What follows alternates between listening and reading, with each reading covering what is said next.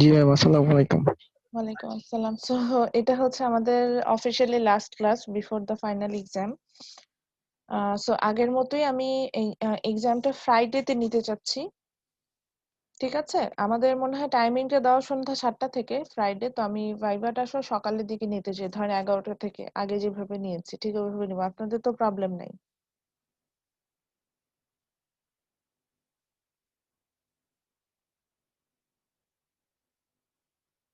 কোনো প্রবলেম আছে?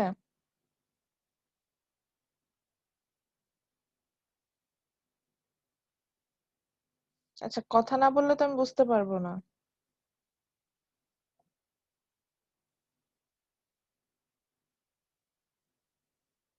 এমন কি হচ্ছে কোনো কারণে আমাকে শুনতে পাচ্ছেন না?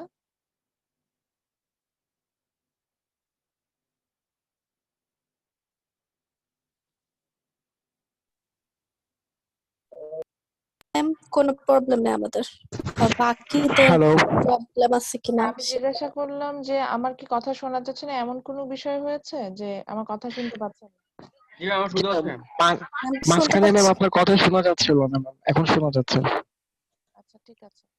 তো যেটা বলছিলাম যে আগে যেরকম আমরা নিয়েছিলাম যে আমরা এক্সামটা মর্নিং এ নিয়েছিলাম আমি আপনাদের, এবারও সেটা করব।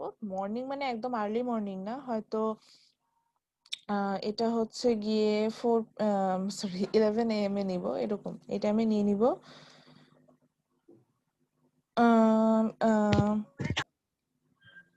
11 AM এ নিব। আচ্ছা, ওয়েট, আমি একটু ওয়েট করি। হ্যাঁ, আমার কাছে মনে হয় কয়েকজন জয়েন করার চেষ্টা করছে, তো জাস্ট 2 মিনিট। আমি বুঝিনি মোয়াজ্জেম, যদি আরেকবার ম্যাম রিপিট করতেন। হ্যাঁ, ম্যাম বলেন। 21 তারিখ ম্যাম সন্ধ্যা 7টা থেকে আমাদের পরীক্ষা। আমার পরীক্ষা আছে প্রিন্সিপাল আর কি, প্রজেক্ট অ্যাপ্রোভাল। এখন পরের দিন সকালবেলা একটু খারাপ হয়ে যায় আর কি, দুপুরবেলা হলে একটু বেটার হতো। দুপুরের দিকে হলে বেটার হতো।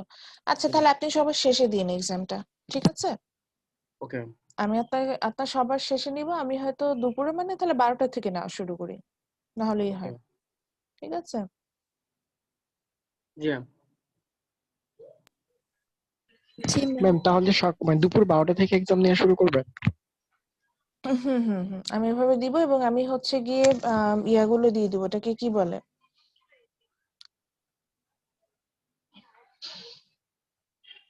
ওটাকে মানে আমি যেটা বলতে চাচ্ছিলাম যে আমি হচ্ছে আগে আচ্ছা, যেহেতু সবাই জয়েনই করে ফেলেছেন, আমি যেটা করব সেটা হচ্ছে আগের মতনই যেভাবে আমি স্লট ভাগ, আপনাদের তো স্লট ভাগ করার কিছু নাই। আপনাদের হচ্ছে গিয়ে আমি হয়তো 11টা থেকে নিয়েছিলাম মিডে, এবার হয়তো তাহলে 12টা থেকে নেব, যাতে হচ্ছে গিয়ে আপনাদের প্রবলেম গুলো না হয়। আর হচ্ছে গিয়ে আমি আগে অ্যাজ ইউজুয়াল যেটা বলছি যে চ্যাপ্টার আমরা যেগুলো যেগুলো পড়েছি সেগুলোর উপর গো থ্রু করবেন, সো দ্যাট আপনাদের হচ্ছে ওখান থেকে ছোট ছোট প্রশ্ন করব। এই তো। আর আজকে ক্লাস টেস্ট যেটা নিব সেটা হচ্ছে গিয়ে গুগল ফর্মে নিব। সো গুগল ফর্মে আপনাদের হচ্ছে গিয়ে অ্যান্সার করতে হবে।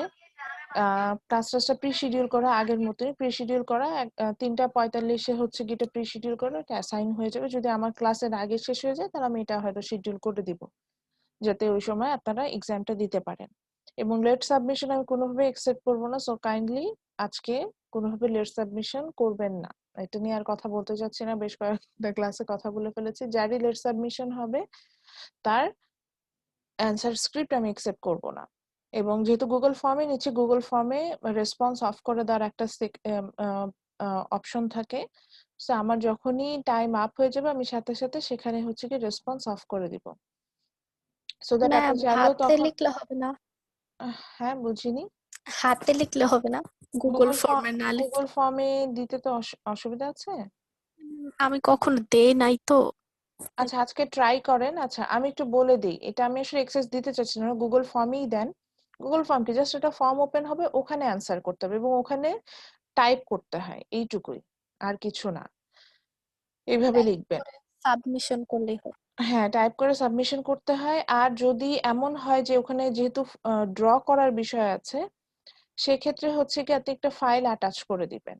ওই যে ওই সময় হচ্ছে কি যদি দেখেন যে আমি যদি গ্রাফ চেয়েছি, গ্রাফগুলো যদি আপনি না দিতে পারছেন, সেই ক্ষেত্রে হচ্ছে গিয়ে ল্যাপটপ মানে কম্পিউটারে বসে লিখলে সুবিধা, কারণ হচ্ছে গিয়ে কম্পিউটারে আপনি ড্র করার অপশন থাকে। আর যদি সেটা না পারেন কম্পিউটার বা ল্যাপটপ, তখন হচ্ছে গিয়ে ফাইল আপলোড করে দিন। আর যদি এটা আমি এক্সট্রিম কেসে বলছি, এটা একমাত্র এক্সট্রিম কেসে নিব যদি এমন হয় যে আপনি কোনোভাবে গুগল ফর্মে লিখতে পারছেন না, সেক্ষেত্রে ওখানে তো কোশ্চেনটা পাবেন। ওই কোশ্চেনটা দেখে, ওই দুটো কোশ্চেন দেখে কোশ্চেন অ্যান্সার করে আপনি হচ্ছেন গিয়ে আপনাদের ওই যে ক্লাস টেস্টে একটা ফোল্ডার ওপেন হবে যেখানে আপনাকে সাবমিট করতে হবে। সেই ফোল্ডারে আপনি হচ্ছেন গিয়ে আপনার ক্লাস টেস্টটা সাবমিট করে দিবেন।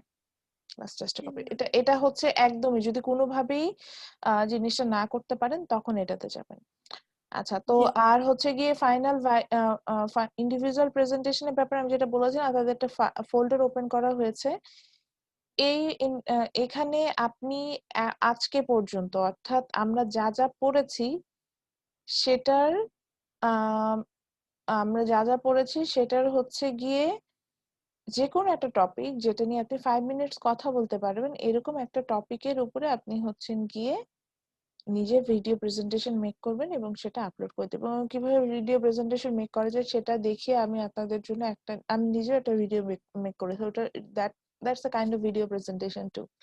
তো আমি কিন্তু একটা মেক করেছি যাতে আপনারা হচ্ছে গিয়ে বুঝতে পারেন যে ভিডিও প্রেজেন্টেশনটা কিভাবে মেক করা যায়। তো এই তো ছিল। এখন আজকে আমাদের ক্লাস টপিকে চলে যাই। তো আজকে আমরা আসলে আমাদের বইয়ের লাস্ট চ্যাপ্টারটা পড়া হয়েছে chapter 7, that is how do financial institute exist. So before starting that আমার মনে হয়েছে যে আমরা ফাইন্যান্সিয়াল ইনস্টিটিউটের মধ্যে যে ফাইন্যান্সিয়াল ইন্টারমিডিয়েটারিজ যেগুলো হচ্ছে গিয়ে ব্যাংক হিসেবে আমরা যাদেরকে চিনি, এদের ফাংশন সম্পর্কে আমাদের একটু ক্লিয়ার হওয়া দরকার। সো এই জন্য আমরা প্রথমে হচ্ছে ব্যাংকের ফাংশন, সেন্ট্রাল ব্যাংক এবং টু টাইপস অফ ব্যাংক আছে আমরা জানি, সেন্ট্রাল ব্যাংক এবং কমার্শিয়াল ব্যাংক। তাদের ফাংশন গুলো নিয়ে কিছুটা গো থ্রু করবো, অর্থাৎ তাদের ফাংশন নিয়ে কিছুটা স্টাডি করব। তাদের ফাংশনে স্টাডি করা হয়ে গেলে দেন হচ্ছে গিয়ে আমরা আসলে দেখবো যে কিভাবে এই ফাইন্যান্সিয়াল ইনস্টিটিউট গুলো আসলে মার্কেটে এক্সিস্ট করে, এটা সম্পর্কে আজকে আমরা জানবো। That's it.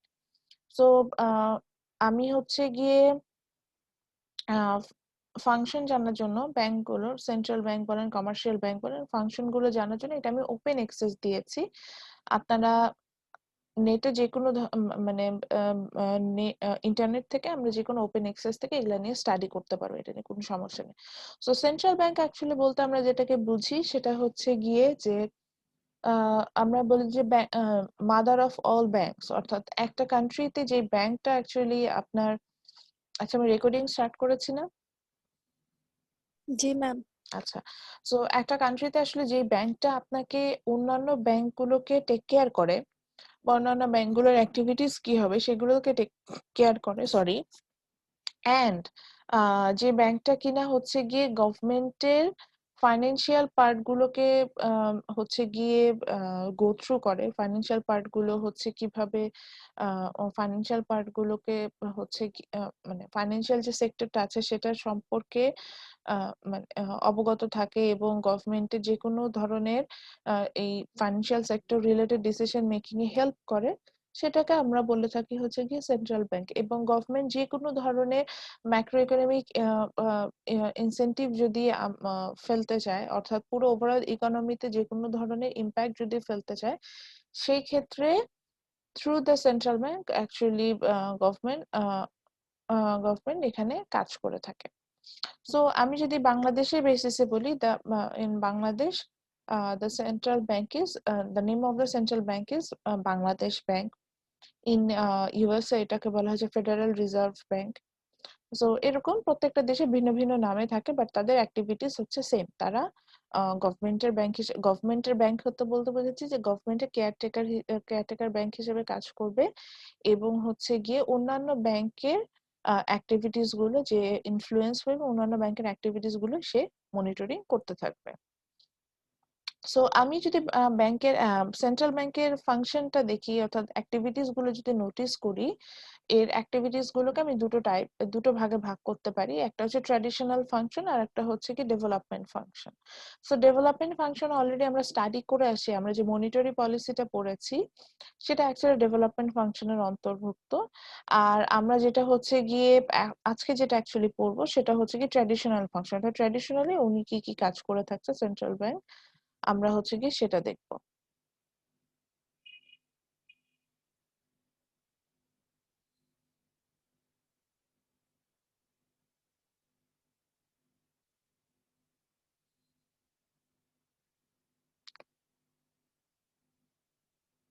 আচ্ছা আমি কি অন্য আর একটা ফাইলে চলে গিয়েছি?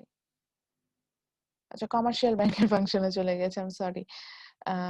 সেন্ট্রাল ব্যাংকে যে আসতেছে কমার্শিয়াল ব্যাংকের ফাংশনে ক্লিক করে ফেলেছি, ওটাতে চলে গেছে। সো ট্র্যাডিশনাল ফাংশনের আন্ডারে আমার যে ফার্স্ট যে ফাংশনটা থাকে, প্রচুর অ্যাড আসে গুগলে, আমার এটা এত বিরক্তিকর লাগে।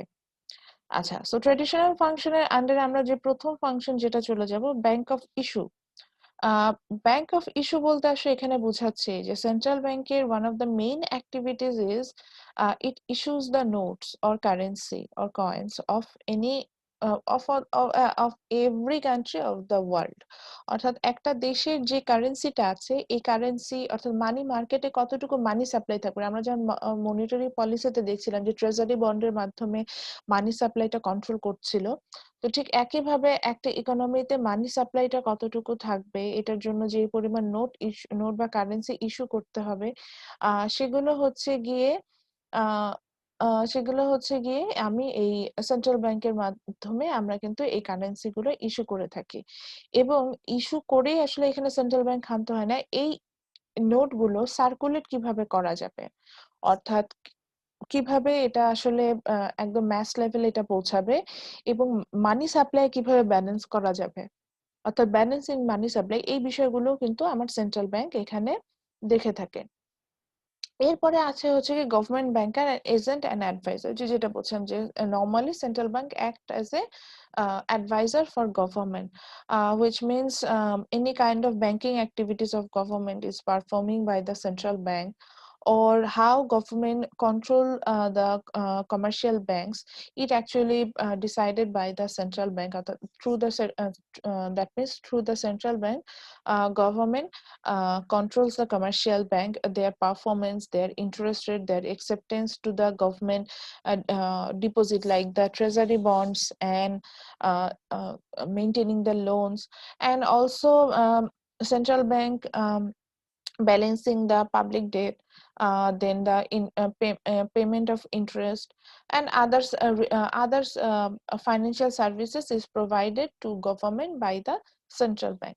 So whatever আমি যেটা বোঝাতে চাচ্ছিলাম যে সেন্ট্রাল ব্যাংকে আমি যখনই আসবো, সে আসলে গভর্নমেন্টের ব্যাংকার হিসেবে কাজ করে, অর্থাৎ গভর্নমেন্টের যে কোনো ফাইন্যান্সিয়াল অ্যাক্টিভিটিসে সে কিন্তু গভর্নমেন্টের পাশে থাকবে, গভর্নমেন্টকে বিভিন্ন ফাইন্যান্সিয়াল অ্যাক্টিভিটিস এর যে সাজেশন দেওয়া যে আপনি এটা করেন, মানে সাপোজ আমার মানি সাপ্লাই কতটুকু মানি থাকবে বা ইন্টারেস্ট রেটটা কেমন থাকবে, এই ধরনের কিন্তু একটা সাজেশনেরও দরকার হয়। মানে আমরা যদি একজন এক্সপার্ট অ্যাডভাইস নেই, সেটা কিন্তু আমার প্রয়োজন পড়ে। সো এই এক্সপার্ট অ্যাডভাইস গুলো বা এই সাজেশন গুলো, এগুলো কিন্তু আমরা আসলে আমরা হচ্ছে সেন্ট্রাল ব্যাংকের মাধ্যমে পেয়ে থাকছি। এরপরে আসি হচ্ছে গিয়ে কমার্শিয়াল ব্যাংক সেন্ট্রাল ব্যাংকের মাধ্যমে পেয়ে থাকি। এছাড়া কমার্শিয়াল ব্যাংক থেকে আমরা যে ট্রেজারি বন্ড বা আদার্স পারপাসে গভর্নমেন্ট কিন্তু অনেক সময় ডিপোজিট করে বা লোন নেয়। তো এই যে লোনটা নিবে বা ডিপোজিটটা করবে, এই যে এইসব লোন গ্র্যান্ট হওয়ার বিষয়গুলো থাকে, এগুলো কিন্তু through the central bank government এগুলো এই অ্যাক্টিভিটিস গুলো কমপ্লিট করে থাকে। এছাড়া যদি আমি the implication of fiscal and monetary policy বা আমরা জানি যে ফিসকাল পলিসিটা আসলে আপনাদের তো পড়াইনি। আচ্ছা, ফিসকাল পলিসির মাধ্যমে গভর্নমেন্ট যেটা করে সেটা হচ্ছে গিয়ে ইনফ্লেশন রেটটা কন্ট্রোল করার চেষ্টা করে। সো এটা আসলে থ্রু দ্য ফিসকাল পলিসিটা করে থাকছে। মনিটারি পলিসিতে তো আমরা দেখলাম যে ডিরেক্টলি হচ্ছে কি মানি সাপ্লাই অ্যান্ড ইনফ্লেশন কন্ট্রোলে এখানে আসছিল। সো এই যে ইমপ্লিকেশন গুলো, এছাড়া হচ্ছে গিয়ে যে গভর্নমেন্ট যদি ক্যাপিটাল মার্কেটে ইনভেস্ট করতে চায় বা মানি মার্কেটে ইনভেস্ট করতে চায়, এই ক্ষেত্রে গভর্নমেন্টের অ্যাক্টিভিটিস গুলো কি হবে, এই ক্ষেত্রে তার যে সাজেশন গুলো দরকার হয়, এটাও কিন্তু সে সেন্ট্রাল ব্যাংকের কাছ থেকেই পাচ্ছে। এটাই বলতে চাচ্ছিলাম। আচ্ছা, দেন আসছে যে custodian of cash reserve of commercial bank. আচ্ছা, এটা একটু মনে রাখেন, আমি হচ্ছে এটা কিন্তু economicdiscussion.net, আমি সেখান থেকে এটা হচ্ছে আপনাদেরকে পড়াচ্ছি।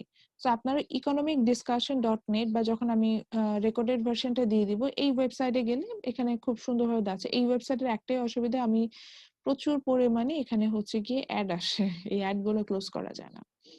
আচ্ছা, দেন লাস্ট যেটা থার্ড যেটা আমরা ফাংশন দেখতে পাচ্ছি, that is custodian of cash reserve of commercial bank.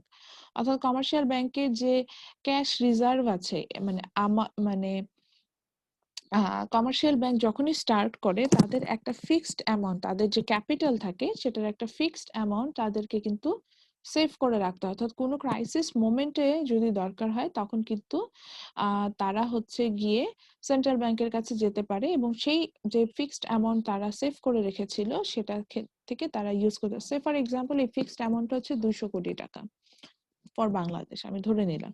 So বাংলাদেশে যে কোনো কমার্শিয়াল ব্যাংকের এই 200 কোটি টাকার রিজার্ভ সেন্ট্রাল ব্যাংকের কাছে থাকে এবং কোনো প্রকার কোনো ইমার্জেন্সি সিচুয়েশনে যদি এই কমার্শিয়াল ব্যাংকদের টাকার প্রয়োজন হয় তখন কিন্তু they go to the central bank and central bank সেখান থেকে তাদেরকে হচ্ছে গিয়ে লেনটা দেয় এবং সেখান থেকে তারা কিন্তু স্মুথলি চলতে থাকে। আচ্ছা, custodian of international currency, yes, international currency and gold, এগুলোর যে সেভ করার মানে এগুলো যে রিজার্ভ রাখার যে বিষয়টা আছে, এই রিজার্ভটা করে কে? Commercial bank? অবভিয়াসলি না। এই এই ইন্টারন্যাশনাল কারেন্সি এবং গোল্ডের রিজার্ভটা সম্পূর্ণ সেন্ট্রাল ব্যাংকের আন্ডারে থাকে এবং হচ্ছে গিয়ে যে এক্সচেঞ্জ রেট, অর্থাৎ আমার আমি টাকার এগেনস্টে ডলার কত পেতে পারি বা পাউন্ড পেতে পারি, যে এক্সচেঞ্জ রেট ডিটারমিনেশন যেটা, এই ডিটারমিনেশন গুলো এইগুলো কিন্তু সেন্ট্রাল ব্যাংক করে এবং ব্যালেন্স অফ পেমেন্ট, অর্থাৎ এক্সপোর্ট ইম্পোর্টের মধ্যে যে একটা ব্যালেন্স নিয়ে আসা, এটার জন্য যে রিকোয়ারমেন্ট গুলো আছে এগুলো ফুলফিল করার জন্য কিন্তু আমার সেন্ট্রাল ব্যাংক কাজ করে। তারপরে আসে হচ্ছে ব্যাংক অফ রিডিসকাউন্ট। ব্যাংক অফ রিডিসকাউন্ট হচ্ছে গিয়ে যে কোনো কারণে যদি কমার্শিয়াল ব্যাংকের মানে যেটা হয় যে এটাকে আমরা বলে থাকি হচ্ছে কমার্শিয়াল ব্যাংকের, এটা হচ্ছে কি বলতে আমি কমার্শিয়াল ব্যাংকে এটা বলতে চাচ্ছি যে ইন্টারনাল ট্রানজেকশন গুলো যখন হয় তখন অনেক সময় ইন্টারনাল ট্রানজেকশন গুলোকে ব্যালেন্স করার প্রয়োজন হয়। যে সাপোজ আপনার অ্যাকাউন্ট আছে হচ্ছে ডাচ বাংলা ব্যাংক লিমিটেডে, এখন আপনি সেখানে আপনি একটা চেক নিয়ে চলে গেলেন হচ্ছে গিয়ে সাপোজ এবি ব্যাংকে। এখন এবি ব্যাংকে যে ডাচ বাংলা চেক দিয়ে টাকাটা তুলে নিলেন, তাহলে দেখা গেল যে ডাচ বাংলার টাকা আপনি এবি ব্যাংক থেকে তুলে নিয়েছেন। এখন এবি ব্যাংক কিন্তু আপনাকে এটা দিতে বাধ্য, বিকজ আপনি চেক নিয়ে গেছেন বা আপনার সবকিছু ভ্যালিড আছে, ওরা কিন্তু এটা ক্রস চেক করে আপনাকে এই টাকাটা দিয়ে দিবে।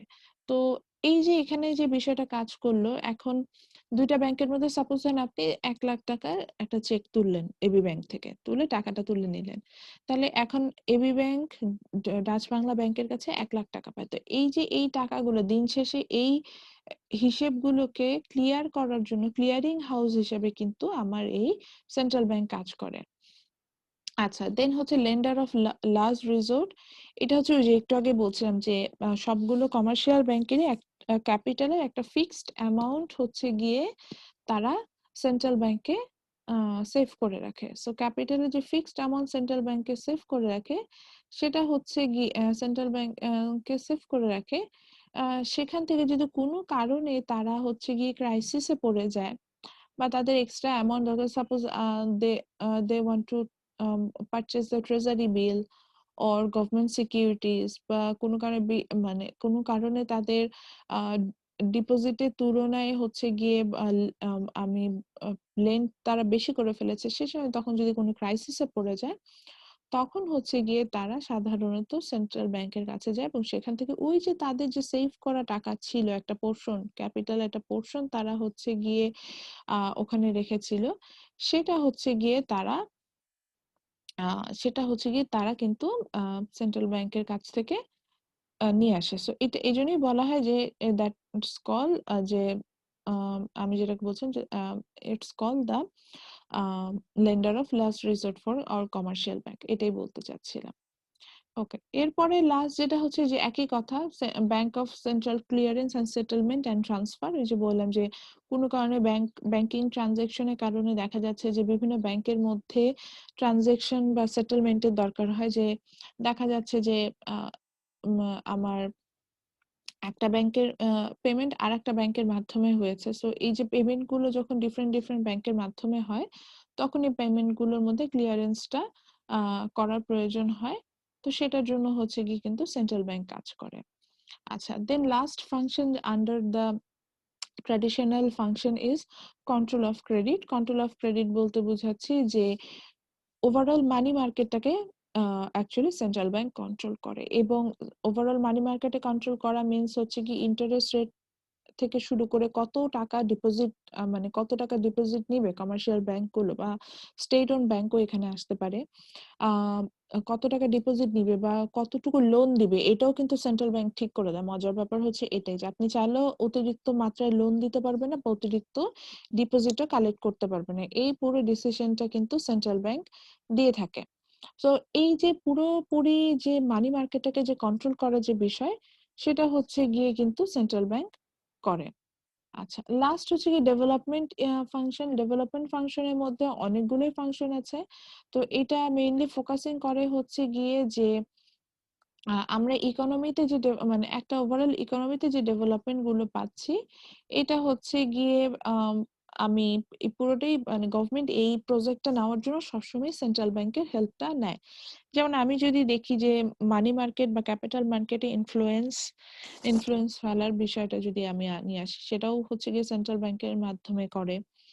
বা আমি যদি হচ্ছে গিয়ে ডেটা কালেকশন, যেটাকে আমি বলছিলাম যে ধরেন সাপোজ আমার এক্সচেঞ্জের ডিটারমিনেশন করতে হবে, সো ডেটা কালেকশনের বিষয় থাকে, so collecting the statistical data, এই বিষয়গুলো সেন্ট্রাল ব্যাংক করে থাকে।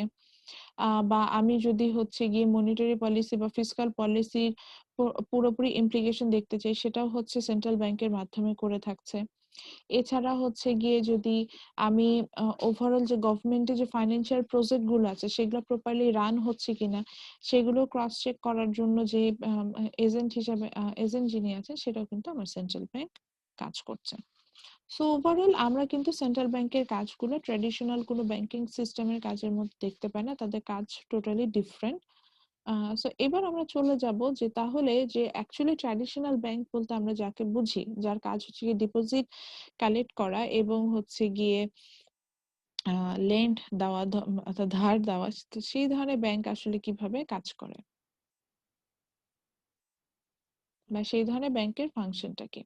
সো এই ধরনের ব্যাংক বলতে আমরা আসলে কমার্শিয়াল ব্যাংককে বুঝে থাকি। সো কমার্শিয়াল ব্যাংকের,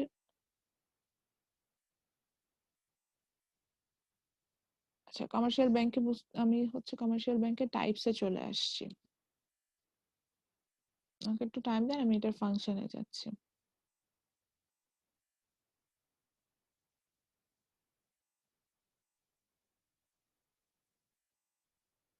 আচ্ছা, যেহেতু চলে আসছে জাস্ট একটু বলে নিই, কমার্শিয়াল ব্যাংক আসলে আমরা যদি দেখতে চাই, কমার্শিয়াল ব্যাংকে আমরা তিন ধরনের তিন ধরনের ব্যাংক হিসেবে এখানে পাই। একটা হচ্ছে পাবলিক সেক্টর ব্যাংক, যেটা হচ্ছে স্টেট ওন ব্যাংক, বলছে যে গভর্নমেন্টের আন্ডারে এই ব্যাংকগুলো থাকে, those are not central bank. Like বাংলাদেশে হচ্ছে গিয়ে সোনালী, রূপালী, জনতা, অগ্রণী, এগুলোকে আমরা হচ্ছে গিয়ে পাবলিক সেক্টর ব্যাংক বা স্টেট ওন ব্যাংক বলে থাকি, অর্থাৎ যারা সরকারের উদ্যোগে হচ্ছে গিয়ে গঠিত হয় এবং তারা কমার্শিয়াল ব্যাংকের মতন অ্যাক্টিভিটিস তাদের থাকে, অর্থাৎ তারাও লোন কালেক্ট করে, সরি তারা লোন দিয়ে থাকে, ডিপোজিট কালেক্ট করে, এইভাবে হচ্ছে গিয়ে চলতে থাকে।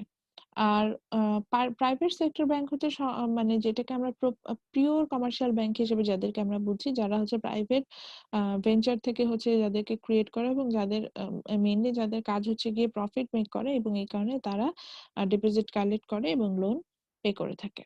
আর ফরেন ব্যাংক হচ্ছে, ফরেন ব্যাংক এগুলাও কমার্শিয়াল ব্যাংক, কিন্তু ফরেন ব্যাংকের যদি কোনো সাধারণত অনেক সময় এদের অনেকগুলো ব্রাঞ্চেস থাকে ডিফারেন্ট ডিফারেন্ট কান্ট্রিতে, এবং সেখান থেকে তারা কমার্শিয়াল ব্যাংকের মতো অ্যাক্টিভিটিস আপনার হচ্ছে গিয়ে চালিয়ে থাকে, তাদেরকে আমরা কিন্তু হচ্ছে গিয়ে ফরেন ব্যাংক বলতে। বাংলাদেশে যদি এইচএসবিসির কথা বলি বা সিটি ব্যাংকের কথা বলি, those are example of foreign bank. আমাদের দেশে কিন্তু ব্যাংক অফ সিলন যেটাকে আছে পিএলসি, তো সো এগুলো হচ্ছে গিয়ে আমাদের দেশে কিন্তু ফরেন ব্যাংক যারা কাজগুলো করছে। আমাকে একটু সময় দেন, আমি হচ্ছে গিয়ে কমার্শিয়াল ব্যাংকের স্লাইডটা ওপেন করি।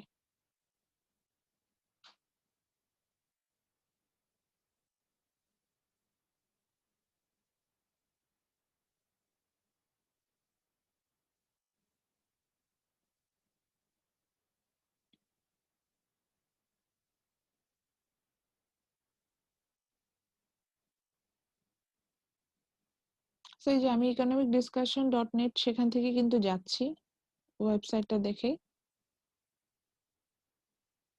কাজে ওদের ডিসকাশনটা সবচেয়ে প্রপার লেগেছে আমার কাছে এবং যথেষ্ট ভালো। সো এবার আমরা দেখব হচ্ছে কি কমার্শিয়াল ব্যাংকের আসলে অ্যাক্টিভিটিস গুলো কি কি হতে পারে, যাতে সেন্ট্রাল ব্যাংকের অ্যাক্টিভিটিস গুলো আমরা জেনে আসলাম। আচ্ছা, সেন্ট্রাল ব্যাংকের অ্যাক্টিভিটিস নিয়ে কোনো কোশ্চেন আছে? না ম্যাম।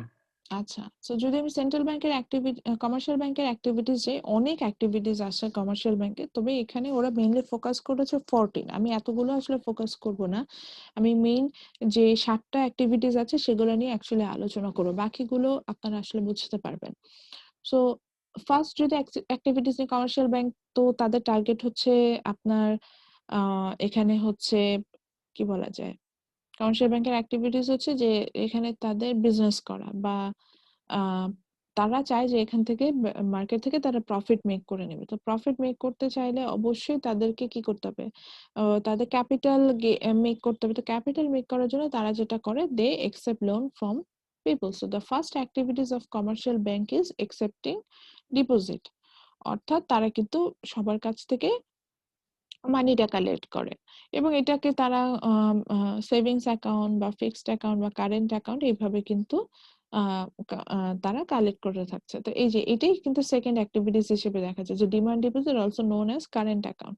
অর্থাৎ এই যে ডিপোজিটটাকে যে কালেক্ট করছে, এটাকে তারা এই যে কারেন্ট অ্যাকাউন্ট বা সেভিংস অ্যাকাউন্ট এইটার ফর্মে কিন্তু তারা এটাকে মেনটেন করে থাকে। তো এটা কিন্তু সবই আমরা ইন্ডিভিজুয়ালদের কাছ থেকে করছি। এরপরে যদি আপনার কাছে মনে হয় যে টাইম ডিপোজিট আপনারা করতে চাইছেন, যেমন আমরা পড়ে আসছি যে ইন্টারেস্ট রেটের ক্ষেত্রে লং টার্ম যে ডিপোজিট গুলো হয় বা লং টার্ম যে সিকিউরিটি গুলো আমরা হোল্ড করি, সো এরকম লং টার্ম যদি আমি ডিপোজিট করতে চাই, যেটাকে আমরা ফিক্সড ডিপোজিট বলে থাকি, এগুলোও কিন্তু হোল্ড করা এবং এটার জন্য হচ্ছে higher rate of interest payment করার একটা বিষয় থাকে। এটা যেমন ইন্ডিয়ার ক্ষেত্রে বলেছে, এই রেট অফ ইন্টারেস্টটা হচ্ছে মোর দেন 6% হয় ইন্ডিয়াতে। It's obviously it's a huge amount. So এগুলো হচ্ছে গিয়ে এই যে higher rate of interest deposit, মানে ইন্টারেস্টে যে এই যে ফিক্সড টার্ম ডিপোজিট এবং এটাতে যে একটা গ্যারান্টি দেওয়া যে দ্যাট ম্যাচুরিটি আসার পরে if they want they can withdraw the money. So এই যে এটা হচ্ছে কি এটাও কিন্তু এই সার্ভিসটা আপনি কমার্শিয়াল ব্যাংক থেকে পাবেন, এটা কিন্তু আপনি সেন্ট্রাল ব্যাংক থেকে পাবেন না। ওকে, এরপরে চলে আসে হচ্ছে সেভিংস এন্ড ব্যাংক ডিপোজিট, এগুলো তো একই জিনিস, ডিপোজিট করছেন। এরপরে সেকেন্ড যে main activities, that's giving loan. অর্থাৎ আপনি ডিপোজিটটা কালেক্ট করলেন, maybe it could be in savings account form বা current account form or fixed deposit form. Then এই মানিটা নিয়ে তো আপনি আসলে বসে থাকবেন না, এই মানিটা হচ্ছে গিয়ে আহ, আমি কি করব, এই মানিটা আমি অন্য কাউকে অ্যাকচুয়ালি লোন দিব। তো আমি যখন কাউকে লোন দিব, সেটা হচ্ছে গিয়ে সেক্ষেত্রে যেটা হয় যে তারা কিন্তু আমাকে যে লোনটা রিপে করবে, যেহেতু আমি সেই অন্য একজনের অ্যাসেট ইউজ করছে স্যার। যে আমার কাছ থেকে, যে ইনভেস্টর আমার কাছ থেকে লোনটা নিবে, he has to pay more when he is going to repay my money. So এই যে এক্সট্রা মানিটা পে করছে, এটাই ইন্টারেস্ট এবং এটা থেকে আসলে ব্যাংক তার প্রফিটটা মেক করে নেয়। সো এই যে লোন দেওয়ার যে বিষয়টা, এই লোনটাও কিন্তু আমার কমার্শিয়াল ব্যাংক করে থাকে এবং এই যে ইন্ডিভিজুয়াল সেক্টরে ইনভেস্টরদের যে লোন দেওয়ার যে বিষয়টা, এটা কিন্তু সেন্ট্রাল ব্যাংক করে না, এটাও কমার্শিয়াল ব্যাংকই দিয়ে থাকে। আচ্ছা, তারপরে আসি হচ্ছে গিয়ে allowing and overdraft. Allowing and overdraft বলতে বোঝাচ্ছি, এই যে বললাম যে আহ, আমি যে কোনো আমার ধরেন কার্ড আছে, এখন এই কার্ডটা আমি, সাপোজ আপনার কার্ড আছে হচ্ছে সিটি ব্যাংকের, এখন এই সিটি ব্যাংকের এই কার্ডটা ইউজ করে আপনি যে কোনো ব্যাংকের বুথ থেকেই কিন্তু টাকা উইথড্র করতে পারবেন। তো এই যে আপনার যে অ্যাকাউন্ট বা অ্যাকাউন্ট মেইনটেনেন্স এর ব্যাপার আছে, যে কোনো জায়গা থেকে লোন নিতে পারবেন, ডিপোজিট করতে, যে এই সুবিধাগুলো কিন্তু হচ্ছে গিয়ে আমাকে কমার্শিয়াল ব্যাংক দিয়ে থাকে। আচ্ছা, বাই ক্রিয়েটিং ডিপোজিট বলতে বোঝাচ্ছে they are creating new form of deposit. দেখবেন যে বিভিন্ন ধরনের স্কিম আমাদের সামনে নিয়ে আসে কমার্শিয়াল ব্যাংক গুলো, তো এটাকে এরা এটার আন্ডারে নিয়ে আসছে। এরপরে আসে হচ্ছে গিয়ে ডিসকাউন্টিং বিল অ্যাকচুয়ালি আমি এটাকে মানে লেন্ডিং প্রসেসই বলতে পারি। এই ক্ষেত্রে হচ্ছে গিয়ে যে লিকুইড অ্যাসেট যেটা থাকে, লিকুইড অ্যাসেটটাকে খুব ইজিলি আমি সেটাকে হচ্ছে কোনো একটা বিলে আমি ট্রান্সফার করতে চাই বা কোনো একটা হচ্ছে গিয়ে আমি আমার লোন শোধ করার ক্ষেত্রে ট্রান্সফার করতে চাই, এই ক্ষেত্রেও কিন্তু আমাকে কমার্শিয়াল ব্যাংক হেল্প করে থাকে। এটাই হচ্ছে ব্যাপার।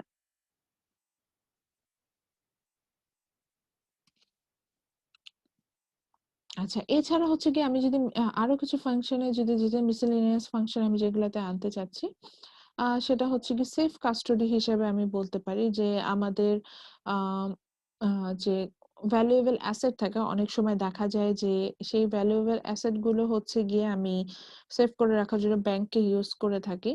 এবং এটার জন্য অবশ্যই আমাকে কমার্শিয়াল ব্যাংকে অবশ্যই কিছু একটা অ্যামাউন্ট পে করতে হবে। একটা নির্দিষ্ট ইন্টারেস্ট ধরে পে করতে হবে। সেটা আমরা করে থাকি। এছাড়া হচ্ছে গিয়ে আপনার ফাইন্যান্সিয়াল এক্সপার্ট হিসেবে বা আপনার ব্যাংকার হিসেবে কাজ করতে হচ্ছে এজেন্সি ফাংশন এখানে থাকে। সো আপনার ফাইন্যান্সিয়াল এক্সপার্ট হিসেবে অনেক সময় কমার্শিয়াল ব্যাংক কাজ করে থাকবে যে আপনার যে এক্সপার্টিস আছে সেটাকে মেইনটেইন করার জন্য কিন্তু কমার্শিয়াল ব্যাংক কাজ করবে। এছাড়া হচ্ছে গিয়ে যদি আরেকটু বলতে চাই আপনার যে অ্যাসেট আছে সেটাকে হচ্ছে গিয়ে মানে আপনার যে অ্যাসেট আছে বা আপনি যে একজন সলভেন্ট পারসন আপনার যে এইগুলাকে মেইনটেনেন্স করার ক্ষেত্রে আপনাকে কিন্তু কমার্শিয়াল ব্যাংক হেল্প করবে। আচ্ছা, লাস্টলি যেটা বেশ ইম্পর্টেন্ট সেটা হচ্ছে লেটার অফ ক্রেডিট। সেটা হচ্ছে যে আপনি যদি একজন ট্রাভেলার হন বা আপনি যদি কোনো একটা ইনভেস্টমেন্ট করতে চান, you need a letter of credit, which means you are a solvent person, you have you have the enough money to travel in that country, এরকম একটা বিষয় আছে। ধরেন আপনি ইউএসএ যেতে চাচ্ছেন, ইউএস এর গভর্নমেন্ট চিন্তাই করতে পারে যে আপনি ইউএসএ তে যেয়ে ওখানে টুরিস্ট ভিসাতে যাবেন, যে আর ব্যাক করে আসবেন না, থেকে যাবেন। তো তখন আপনাকে কে গ্যারান্টি দিবে? এখন যদি তখন বাংলাদেশের এইচএসবিসি ব্যাংক গ্যারান্টি দেয় যে না, সাপোজ মুয়াজ্জেমের এইচএসবিসি তে এমন টাকা আছে যে ও ইউএসএ তে যে থেকে যাবে না, ওর বাংলাদেশে যে টাকা আছে এটা দিয়ে ও বাংলাদেশে ইউএসএ থেকেও ভালো থাকতে পারবে। সো ও কিন্তু আচ্ছা সরি, ও কিন্তু ওখানে হচ্ছে গিয়ে থাকবে না। তো এই যে গ্যারান্টি গুলো দেওয়া বা সাপোজ এখন হচ্ছে গিয়ে আপনি অন্য একটা ব্যাংক ম্যাম থেকে লোন ওইটা তো মেবি $1 মিলিয়ন মেবি দেয় গ্রিন কার্ড, আমেরিকাতে যদি যাই, আমি যদি থাকতে চাই, আমার যদি ওদিকে $1 মিলিয়ন থাকে ব্যাংক অ্যাকাউন্টে, তাহলে হ্যাঁ হ্যাঁ বলেন, তখন গ্রিন কার্ড দেয়। জি ম্যাম, আমি আর কি যে ইয়াটা দেখছিলাম আর কি, আমেরিকা আমার যাওয়ার ইচ্ছা ছিল, তো তখন দেখছিলাম আর কি $1 মিলিয়ন যদি আমি থাকে তাহলে আমি গ্রিন কার্ড হয়ে থাকতে, ওরা আর কি এটা আরো কয়েকটা সিস্টেম আছে যে বিভিন্ন প্রজেক্ট হচ্ছে গভর্নমেন্টের, ওখানে আমি হুম হুম ইনভেস্ট করছি $1-2 লাখ বা কয়েক হাজার ডলার, 50-60 হাজারের উপরে হবে আর কি, এগুলো ইনভেস্ট করছি যে আমি ওখান থেকে ইনকাম আনবো। ওরা আর কি এটা দেখবে ওখান থেকে লোক কাজ করতে পারতেছে, মেইন নিয়ম হচ্ছে কমসে কম 5 থেকে 6 জনকে আমি কাজ দিতে পারবো, এরকম যদি দেখে তাহলে আর কি সেটা আর কি আমাকে গ্রিন কার্ড দেবে এরা। আচ্ছা, আমি এত ডিটেল জানি না। মেইন কথা হচ্ছে গিয়ে লেটার অফ ক্রেডিট আমার মাঝে মধ্যেই দরকার হয়। আমি যখন মানে আমি খুবই ছোট ট্রাভেলার, দেশে বাংলাদেশের আশেপাশে কান্ট্রি গুলোতেই যাই, কিন্তু এই ছোট কান্ট্রিতে যেতে হলে আমাকে আমার সলভেন্সি দেখাতে হয় যে আমি সলভেন্ট। লাইক আমি এখন কোথায় যাব, ধরেন আমি নেপালে যাব, নেপাল তো বাংলাদেশের তুলনায় একটা পুয়ার কান্ট্রি বা ছোট কান্ট্রি।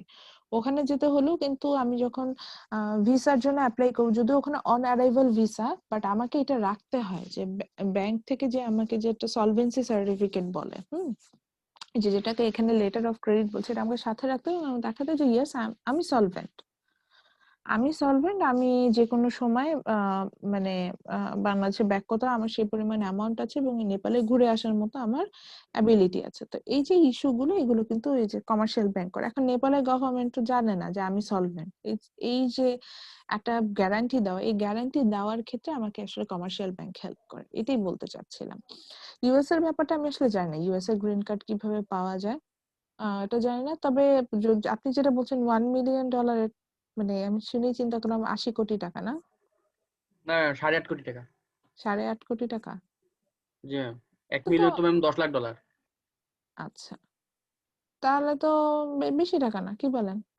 ম্যাম 8.5 কোটি কম কেন? উম মানে বাংলাদেশে এমনও রিচ পিপল আছে যাদের কাছে এই টাকাটা কোনো বিষয় না, সেটাই জি ম্যাম, বললাম। 8.5 কোটি আমার কাছে থাকতো তাহলে আমি আমেরিকা যাওয়ার কি দরকার, বাংলাদেশে থেকে দিতে পারি, হ্যাঁ সেটাই তো। বাংলাদেশে কি করবেন আপনি 8.5 কোটি টাকা দিয়ে? বহুত কিছু ডুয়েল করতে পারবা। সিটিজেনশিপ রাখবেন, ওই গ্রিন কার্ড নিয়ে ডুয়েল সিটিজেনশিপ রেখে দেবেন। ম্যাম করে আমার খালতো ভাই আমেরিকাতে আর কি গেছে আর কি, এই লুকে লুকে গেছে আর কি, ওখান থেকে আর কি এখন আর কি রিফিউজি সিস্টেমে ঢুকছে। হুম ওর হুম হুম মাসিক ইনকাম করে ম্যাম $5,000 মতো আর কি, বিভিন্ন আর কি খাবার ডেলিভারি গুলা, হুম এখান থেকে হুম। ওর $3,000 খরচ হয়। আর ওই হিসাবে যদি আমি $10 লাখ নিয়েও যাই, আমার একটা অবস্থা একটু ভালো দেখে আমি একটু আরেকটু ভালো জায়গায় থাকুন, ওই খরচ হয়ে যাবে ম্যাম।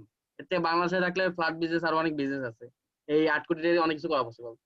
সেটাই তো কথা, মানে আমি ওটাই বলছিলাম যে একটু আগে আমি বললাম না যে ধরেন আমি নেপালে বেড়াতে যাচ্ছি, আমি সলভেন্সিটা দেখাচ্ছি এবং দেখাতে আমার কিছু মনে হয় না, কাজ ও খুব ভালো মতো জানে যে আমার যে টাকা আছে এই টাকা দিয়ে আমি কোনোদিনও নেপালে সেটেল হবো না, বা ইন্ডিয়াতে সেটেল হবো না, বা মালয়েশিয়া, থাইল্যান্ড, ভুটান, সিঙ্গাপুর, এখানে কোথাও সেটেল হবো না। মানে ওখানে থেকে আমি বাংলাদেশে যেই আমার যে ব্যাংক ব্যালেন্স, আমি জাস্ট নর্মালি বলছি, বা আমার ব্যাংক ব্যালেন্সের থেকে বড় কথা আমার এখানে যে সোশ্যাল স্ট্যাটাস, সেটা তো আর আমি আসলে মালয়েশিয়াতে যে পাবো না, তাই না?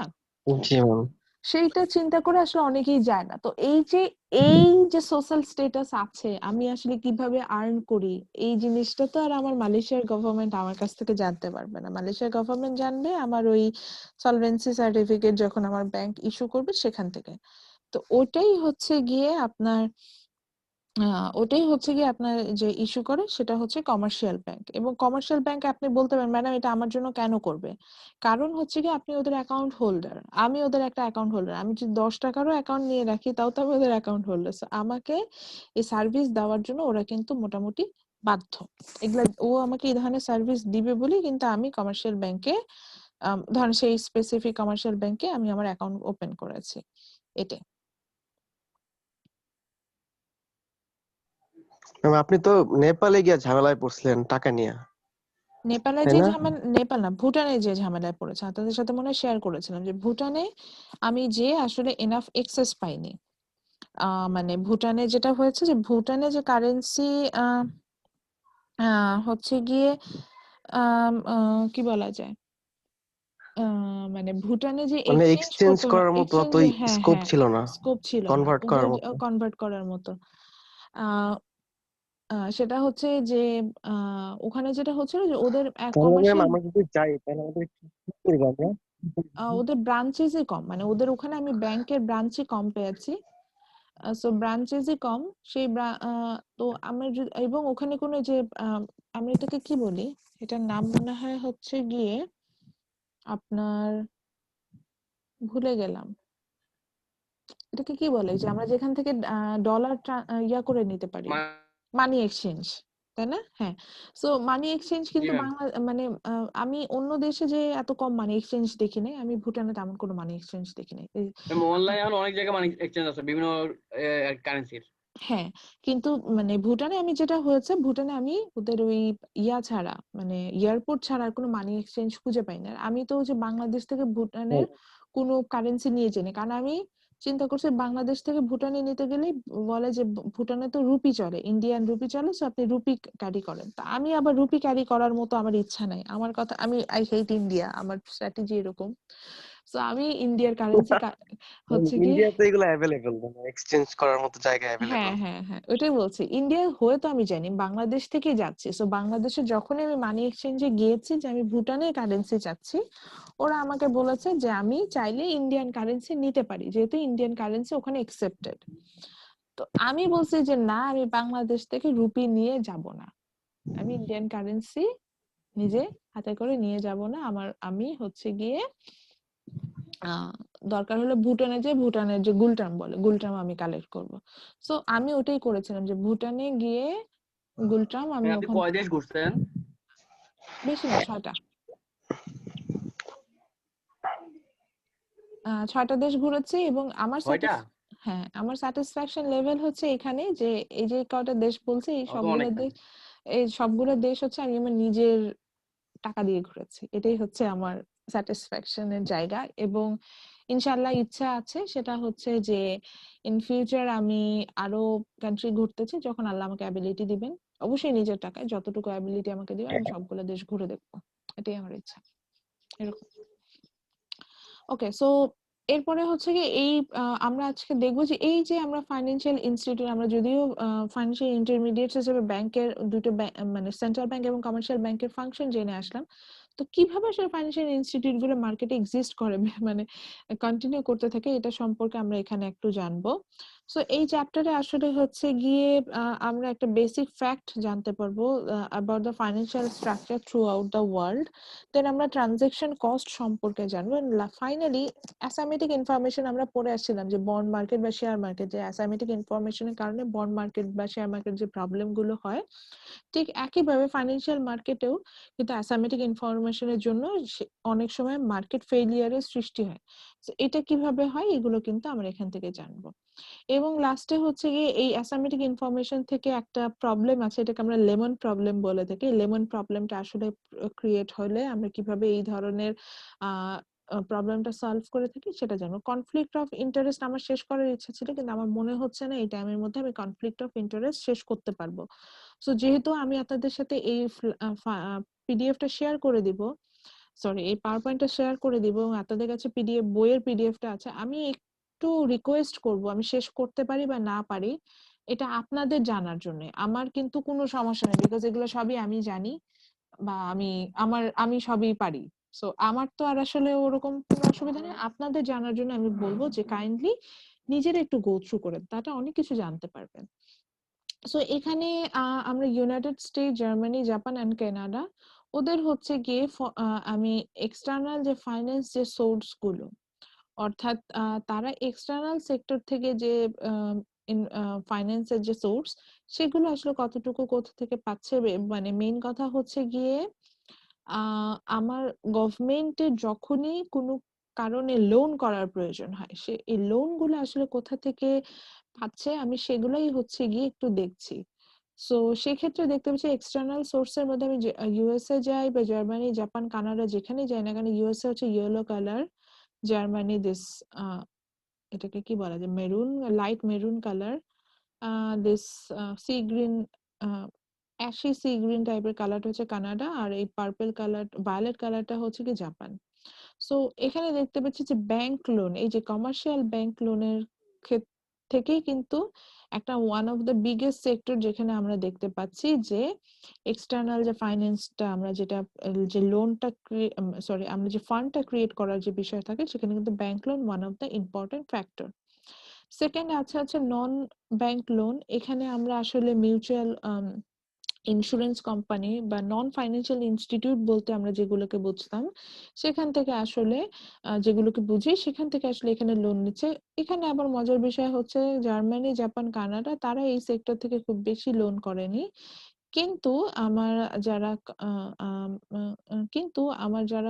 ইউএসএ, ওরা আবার কিন্তু এই সেক্টর থেকে বেশি লোন করেছে।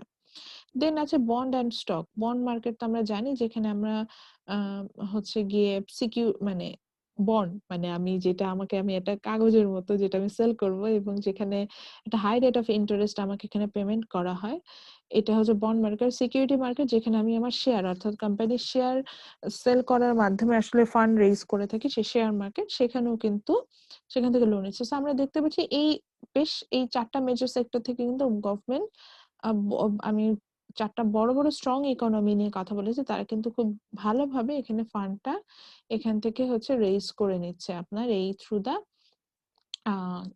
This fourth sector.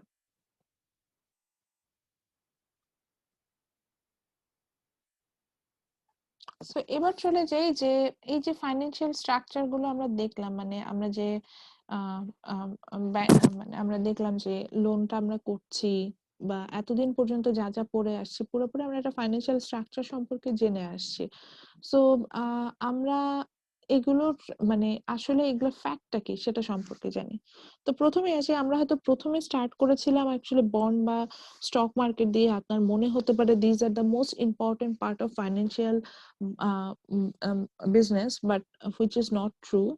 Basically financial স্ট্রাকচারে আমার মেইন ইম্পর্টেন্টই হচ্ছে গিয়ে আপনার হচ্ছে কি যে ব্যাংকিং এন্ড নন ব্যাংকিং যে ফাইন্যান্সিয়াল ইন্টারমিডিয়েটস গুলো আছে, সেগুলো আসলে আমার এখানে মেইন ফ্যাক্টর।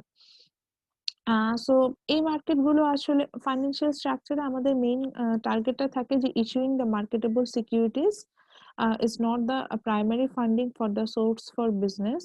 অর্থাৎ আমরা অনেক সময় হয়তো ভাবি যে শেয়ার এন্ড সিকিউরিটি মার্কেট সম্পর্কে পড়ে আসছি বলে আমাদের মনে হতে পারে যে আমরা হচ্ছে গিয়ে হয়তো শেয়ার সিকিউরিটির মাধ্যমেই প্রাইমারি ফান্ডটা যে কোনো বিজনেসের জন্য আমরা ক্রিয়েট করে থাকি। সো এটা না, মেইনলি আমরা এখানে অনেক ইনডাইরেক্ট ফাইন্যান্স অর্থাৎ আমরা যে ব্যাংক লোন যেটাকে বলছি, সেখানে মাধ্যমে বা ফাইন্যান্সিয়াল ইন্টারমিডিয়েটস এর মধ্যে যেটাকে পাচ্ছি, সেটার মাধ্যমে কিন্তু আসলে হচ্ছে গিয়ে আমরা এখানে অনেক ক্ষেত্রে লোনটা আহ আমি মানে আমি যে ফান্ড রেইজের যে বিষয়টা আছে সেটা কিন্তু আমরা এখানে করে থাকি। এছাড়া যদি গভর্নমেন্টকে আমি সাপোর্টের বিষয়গুলো আসে, সেই গভর্নমেন্টের সাপোর্টের বিষয়গুলো কিন্তু আমার এখানে আসলে বন্ড বা স্টক মার্কেট থেকে না, বেসিক্যালি আমার যে ফাইন্যান্সিয়াল ইন্টারমিডিয়েটস অর্থাৎ ব্যাংকস বা নন ফাইন্যান্সিয়াল যে ইনস্টিটিউট গুলো আছে সেখান থেকে কিন্তু আমরা হচ্ছে গিয়ে এই গভর্নমেন্টের যে সাপোর্ট দেওয়ার যে বিষয়গুলো সেগুলো কিন্তু আমরা এখানে দিয়ে থাকি। সো আমি ফাইন্যান্সিয়াল স্ট্রাকচারে যদি যাই, এখানে একটা কস্ট থাকে যেটাকে আমরা বলে থাকি হচ্ছে কি ট্রানজাকশন কস্ট। ট্রানজাকশন কস্টটা কি? সে ফর এক্সাম্পল আপনি ডিবিবিএল এ একটা অ্যাকাউন্ট ওপেন করলেন, তো আপনার অ্যাকাউন্ট মেনটেন করার জন্য কিন্তু ওদের একটা একটা খরচ আছে যে আপনার অ্যাকাউন্টে কত টাকা প্রতিদিন আপনি ডিপোজিট করছেন, প্রতিদিন না হোক একটা ফিসকাল ইয়ারে কত টাকা ডিপোজিট করছেন, কত টাকা উইথড্র করলেন, এগুলার একটা হিসেব রাখতে হয়। আপনি বলতে হয় ম্যাডাম এটা অটোমেটিক্যালি রাখা যায়, অটোমেটিক্যালি রাখতে হলেও আমার একটা সফটওয়্যার ইউজ করতে হবে, কিছু কম্পিউটার ইউজ করতে হবে, এই জন্য অপারেটর থাকতে হবে। সো এখানে কিন্তু খরচ থাকে। তো এই যে এই খরচগুলো এই মানে অর্থাৎ যে কোনো ধরনের হচ্ছে গিয়ে আপনার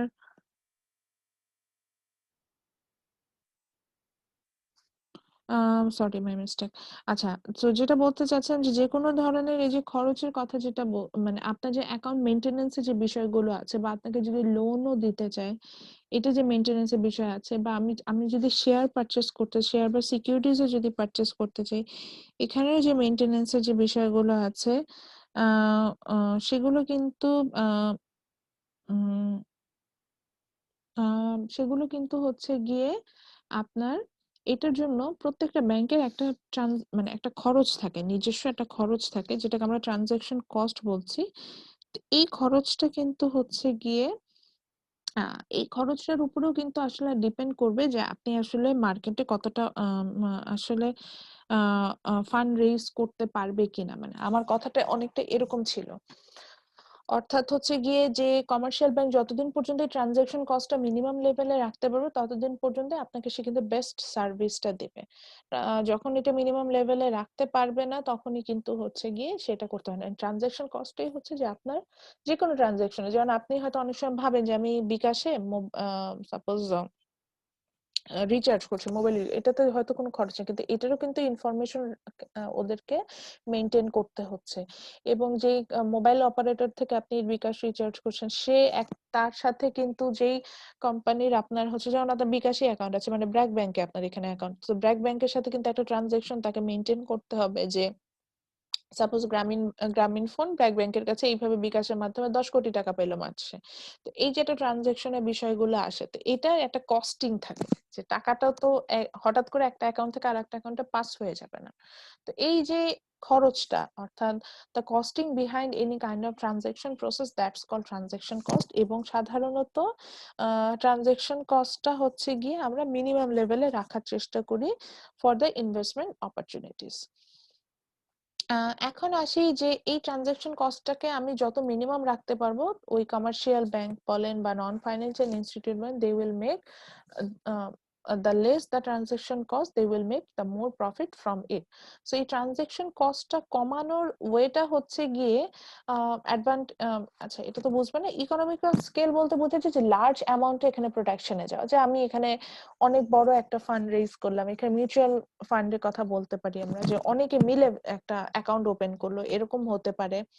অথবা হচ্ছে গিয়ে ডেভেলপ দ্য এক্সপার্টিস, অর্থাৎ আমি এমন একটা সফটওয়্যার ইউজ করছি যে অটোমেটিক্যালি আমার ট্রানজাকশন গুলো হচ্ছে গিয়ে সেখানে আপনার যেটাকে বলা যায় যে ইনফরমেশন গুলো সেখানে থেকে যাচ্ছে। তো এরকম যদি হয় তখন কিন্তু হচ্ছে গিয়ে আমরা এখান থেকে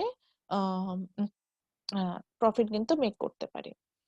এবার আসি যে ফাইন্যান্সিয়াল ইন্টারমিডিয়েটস আমাদের আজকে যেটা মেইনলি ফাইন্ড আউট করা, যে ফাইন্যান্সিয়াল মার্কেট স্ট্রাকচারটা কিভাবে এক্সিস্ট করে, সেখানে একটা প্রবলেম আমাদের সবচেয়ে বেশি এসে দাঁড়ায়, সেটা হচ্ছে অ্যাসামেটিক ইনফরমেশন। এই অ্যাসামেটিক ইনফরমেশনের জন্য অনেক সময় এই ফাইন্যান্সিয়াল মার্কেটটা আনস্টেবল হয়ে যায়।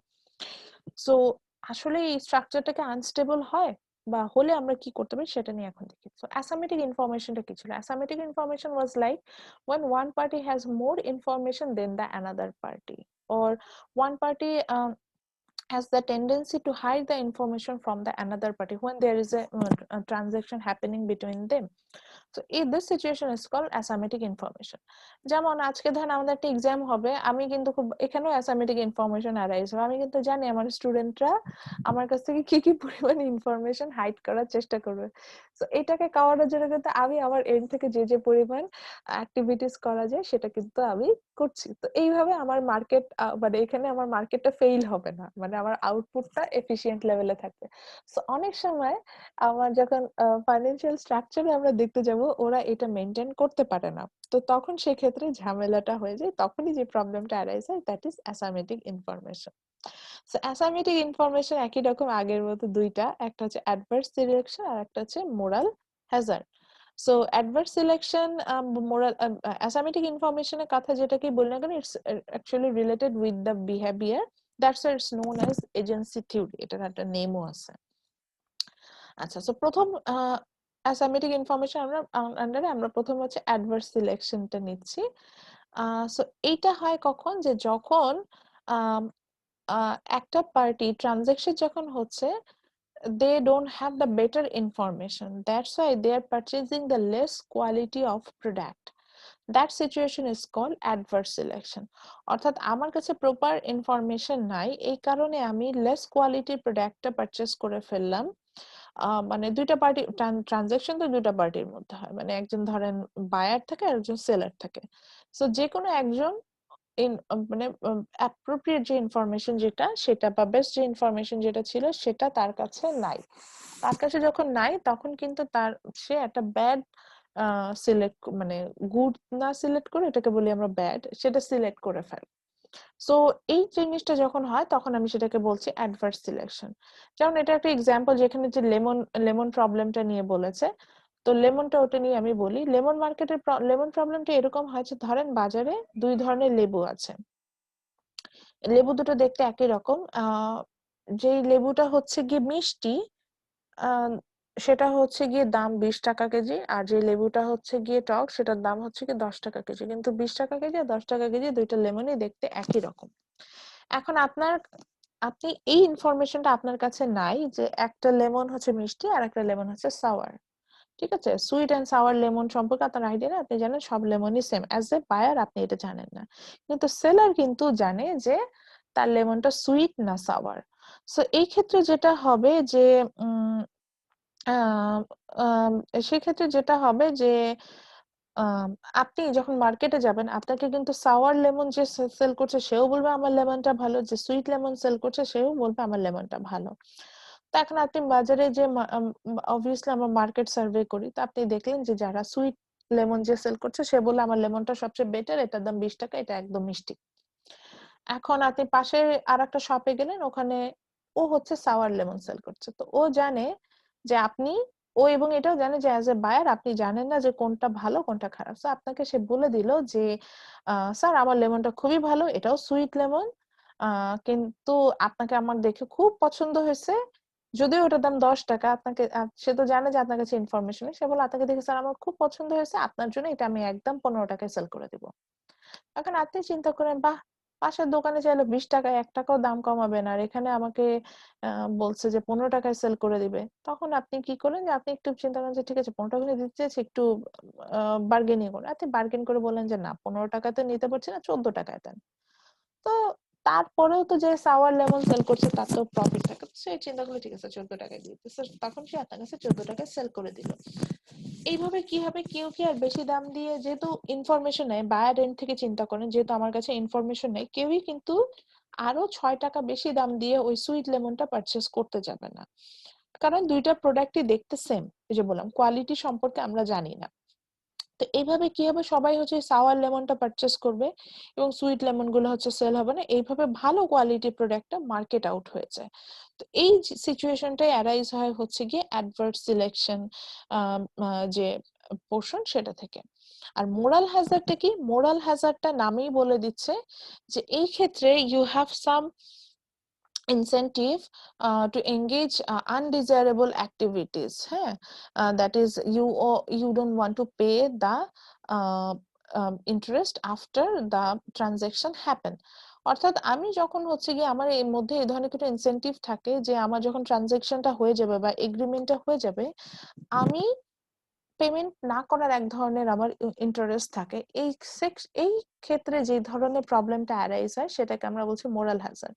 যেমন ধরেন এখানেও কিন্তু ল্যাক অফ ইনফরমেশনই এই প্রবলেমটা অ্যারাইজ হয়, যে আমি একই রকম আমি একটা ব্যাংকে থেকে লোন নিতে যাচ্ছি, এখন আমি বিশাল একটা গ্রুপ বিলং করি, লাইক আমি বিসমিল্লাহ গ্রুপ বিলং করি। এখন আমার টার্গেট হচ্ছে এনি হাউ লোনটা আপনার কাছ থেকে, ওই কমার্শিয়াল ব্যাংকের কাছ থেকে লোনটা নেওয়া। সো এই জন্য আমি কি করলাম যে আমি কমার্শিয়াল ব্যাংকে যে বললাম যে আমি হচ্ছে গিয়ে লোন নিতে চাই, আমি হচ্ছে গিয়ে লোন নিতে চাই, এই জন্য আপনি হচ্ছেন গিয়ে আহ আহ, আমাকে লোন দেন, আমার এই আমার হচ্ছে ফাইন্যান্সিয়াল অ্যাক্টিভিটিস, আপনাকে অন্য আরেকটা যে কমার্শিয়াল ব্যাংকে আপনার যে অ্যাকাউন্ট আছে সেখান থেকে আপনি ধরেন হচ্ছে গিয়ে যেটাকে বলা যায় যে আপনি আপনার ইয়াও নিয়ে আসছেন, যে সলভেন্সি সার্টিফিকেট যেটা, সেটাও নিয়ে এসে দেখালেনও যে আপনি হচ্ছেন গিয়ে লোন নিতে চান। তো এখন যেটা হচ্ছে যে এখন সেক্ষেত্রে যেটা হবে, এখন আপনি সেকেন্ড আর একটা ব্যাংকের কাছে গিয়েছেন, সে তো আর জানবে না যে আপনি যে তার কাছ থেকে, ধরেন আপনি এবি ব্যাংকে আপনার অ্যাকাউন্ট আছে, আপনি ডিবিবিএল এর কাছ থেকে লোন নিতে চান, এখন ডিবিবিএল তো আর জানে না যে আপনার লোন রিপে করার কোনো ইচ্ছা নেই। আপনার এত ভালো সলভেন্সি সার্টিফিকেট দেখে সে ভাবলো যে ঠিক আছে, অবভিয়াসলি এই মানুষটা মনে হয় লোন পে করবে। তো এই ধরনের প্রবলেমটা কিন্তু এখানে কিন্তু অ্যারাইজ হয়। তো এই যে প্রবলেম গুলো যদি অ্যারাইজ হয়, সেই ক্ষেত্রে কি হচ্ছে যে এগ্রিমেন্টটা হওয়ার পরে দেখা গেল বিসমিল্লাহ গ্রুপ 4,000 কোটি টাকা নিয়ে, যে সোনালী ব্যাংকে যে 4,000 কোটি টাকা নিয়ে লাপাত্তা হয়ে গেছে, ওটাই বলছে, 4,000 কোটি টাকা নিয়ে লোন ব্যাক করলো না। তাহলে এভাবে যদি হয়, তাহলে কিভাবে একটা ব্যাংক বা ফাইন্যান্সিয়াল স্ট্রাকচার কি দাঁড়িয়ে থাকতে পারে? অবশ্যই দাঁড়িয়ে থাকতে পারে না। বা এই যে অ্যাডভার্স সিলেকশনের কারণে দেখা গেল যে যেই ব্যাংক আসলে লোনটাকে খুব রেগুলার বেসিসে মনিটরিং করে বা লোনটাকে খুব প্রপারলি আপনার হচ্ছে গিয়ে লোনটা আপনাকে পে করে থাকে, এই ধরনের ক্ষেত্রে কিন্তু দেখা যাবে যে শুধুমাত্র এই অ্যাডভার্স সিলেকশন থাকার কারণে দেখা যাবে যে ভালো ব্যাংকগুলো হারিয়ে যাবে, বাট যেসব কমার্শিয়াল ব্যাংক যাদের হচ্ছে গিয়ে লোন প্র্যাকটিস বা পলিসিতে প্রবলেম আছে, তারা কিন্তু হচ্ছে গিয়ে ব্যাংক মার্কেটে এক্সিস্ট করবে। এই প্রবলেম গুলো কিন্তু এখানে অ্যারাইজ হবে। সো এটাই হচ্ছে বিষয়। তো এই দুটা প্রবলেমের কারণে দেখা যায় যে অ্যাসাইমেটিক ইনফরমেশনের কারণে দেখা যায় যে আমাদের কিন্তু ফাইন্যান্সিয়াল স্ট্রাকচার অনেক সময় হ্যাম্পার হয়। সো এটা থেকে আসলে বাঁচার উপায়টা কি, যে আমরা কিভাবে আসলে এই ধরনের প্রবলেম গুলো যদি হয়, যে lemon problem in security market, আমি তো এটা বললামই, এগুলো একটু স্টাডি করলে পেয়ে যাবেন, বুঝতে পারবেন। সো এই ধরনের প্রবলেম হলে আসলে আমরা আহ কি করতে পারি, মানে সলভটা কিভাবে করা যায়, সেক্ষেত্রে হচ্ছে গিয়ে এই যে private production and sale information নেওয়া যায়। এটা হচ্ছে গিয়ে যে ধরেন আমি যখন বিসমিল্লাহ গ্রুপকে লোন দিচ্ছি, আমি যদি ভালোভাবে গো থ্রু করতাম যে ওদের প্রোডাকশনটা আসলে কিরকম, প্রোডাকশনটা কিরকম এবং প্রোডাকশনটা আসলে কোন রেঞ্জে সে করছে, এবং সে কি আসলে আমার 4,000 কোটি টাকা যে লোন নিল এটাকে আমাকে পে করতে পারবে কিনা, সেটা দেখার বিষয়গুলো থাকে। তো আমি যদি এই ধরনের বিষয়গুলোতে গো থ্রু করি, তাহলে কিন্তু আমি হচ্ছে গিয়ে এখানে তখন আমি বুঝতে পারবো যে ওদের আসলে মানে ইচ্ছাটা কি। দেন আসলে গভর্নমেন্ট যদি এখানে ইন্টারভেনশনটা খুব বেশি করে, যে আপনি হচ্ছেন গিয়ে কিভাবে লোনটা আমরা কিভাবে পে করব, বা কত পার্সেন্ট লোন দিতে পারবেন, এই ধরনের গভর্নমেন্ট রেগুলেশনটা যদি খুব স্ট্রিক্ট রেগুলেশন যদি থাকে এবং অডিট সিস্টেমটা যদি গভর্নমেন্টের খুব স্ট্রিক্ট হয়, সেক্ষেত্রে এই ধরনের প্রবলেম আমরা সলভ করতে পারি। এছাড়া ফাইন্যান্সিয়াল ইন্টারমিডিয়েট যেটা হতে পারে যে তারা যথেষ্ট পরিমাণ সার্ভে করে থাকে, তাহলে যদি সার্ভেটা তারা ঠিকঠাক মতো করে থাকে, সেক্ষেত্রে কিন্তু এই ধরনের প্রবলেম গুলো সলভ করা পসিবল। সো এরপরে আমি এখানে দুইটা এক্সাম্পল আছে, লেমন প্রবলেমটা নিয়ে আর একটা এক্সাম্পল দিয়েছে, এখানে ইউজড কারের মার্কেট নিয়েও বলেছে। তো এখানে ইউজড কারের মার্কেটও এরকম, যে ধরেন আপনি কার মার্কেটে গেছেন, ওখানে দুই ধরনের কার আছে, একটা হচ্ছে ইউজড কার আর রিকন্ডিশন কার যেটাকে আমরা বলছি, আর একটা হচ্ছে ব্র্যান্ড নিউ কার। এখন সহজে কিন্তু বোঝার উপায় নেই যে কোনটা ইউজড কার আর কোনটা হচ্ছে ব্র্যান্ড নিউ। মানে যারা অ্যাকচুয়ালি কার্ড সম্পর্কে আইডিয়া রাখেন না তাদের সম্পর্কে তো বোঝার উপায়ই নেই।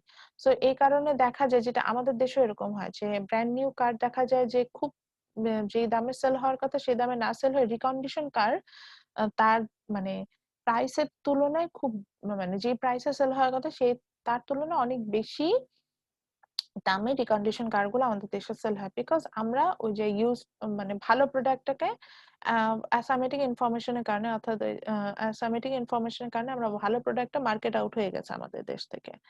সো ভালো প্রোডাক্টটা যখন মার্কেট আউট হয়ে গেছে খারাপ প্রোডাক্ট হিসেবে ইউজড কার বা রিকন্ডিশন কার গুলো মার্কেটে আছে এবং এগুলো কিন্তু অতিরিক্ত দামে সেল হচ্ছে। সো এই ধরনের প্রবলেমটা যদি আমি সলভ করতে চাইতাম তাহলে যদি এখানে গভর্নমেন্ট রেগুলেশন থাকতো যে কারের ইনফরমেশন প্রপারলি শো করতে হবে, না হলে তুমি বিজনেস করতে পারবে না, সেলারদের বলে দিত, তাহলে কিন্তু তারা বাধ্য হতো। বা এখানে যদি প্রপার আমি হচ্ছে গিয়ে অ্যাজ এ বায়ার আমি কি করি, আমি যদি প্রপার মার্কেট সার্ভে করতাম যে আসলে ইউজড কার কি মানে কার্ড সম্পর্কে আমি জেনে যেতাম তাহলে আমি এই ধরনের প্রবলেম ফেস করতাম না। এন্ড ফাইনালি যারা হচ্ছে লোন দিবে ফাইন্যান্সিয়াল ইন্টারমিডিয়েটস তাদের যেটা মিডিয়েশন তাদের যেটা কাজ হওয়া উচিত সেটা হচ্ছে কি তারা যদি রেগুলার বেসিসে একটা সার্ভে করতো বা মার্কেট রিসার্চটা করতো তাহলে কিন্তু তারা এখান থেকে দেখতে পেত যে কোনটা আসলে ইউজড কার আর কোনটা। সো দ্যাটস ইট, আমি স্লাইডটা আপনাদের সাথে শেয়ার করে দিব সো দ্যাট আপনারা হচ্ছেন গিয়ে এটা করতে পারবেন। আমি হচ্ছে এখন আপনাদের গুগল ক্লাসরুমে যেই আমাদের যে আজকে ক্লাস টেস্ট আছে এটা একটু অ্যাসাইন করে দিচ্ছি।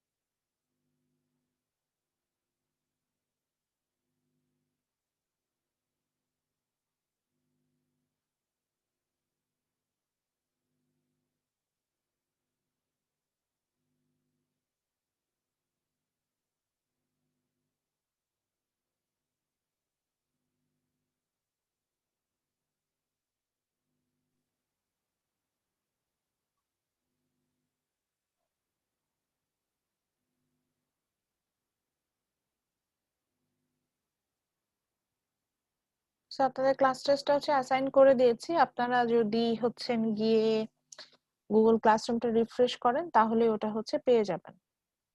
এবং তো আপনারা ওপেন করার চেষ্টা করেন, ওখানে আপনাকে এক্সেস যাবে, আমি এক্সেসটা আবার ঠিক করে দিচ্ছি।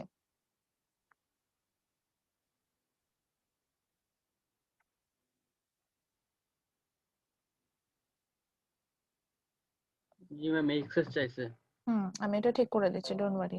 এটা হচ্ছে যেহেতু আমি আমাদের অফিসিয়াল অ্যাকাউন্ট ইউজ করতে হয় এই কারণেই প্রবলেমটা হয়, সো এটা অ্যাসাইন করার পরে এটাকে আরেকবার ঠিক করে দিতে হয়। এখন একটু দেখেন তো চেক করে যে এক্সেস চাচ্ছে কিনা। ঠিক করে দিয়েছে সেটিংসটা, দুইবার সেটিংস দিতে হয় এই জন্য।